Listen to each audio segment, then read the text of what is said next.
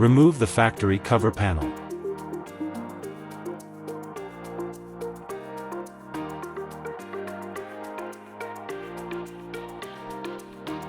Transfer the mounting clips to the dash cam housing.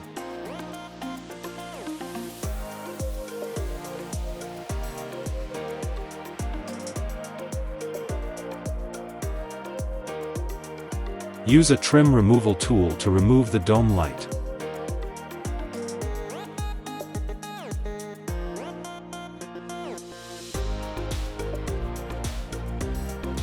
Disconnect the factory connector, then connect the power cable as shown.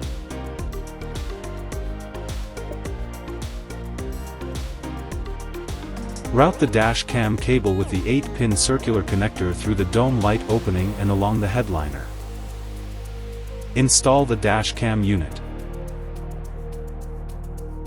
Connect the 8-pin circular connector to the power cable. Secure the wiring harness, then reinstall the dome light.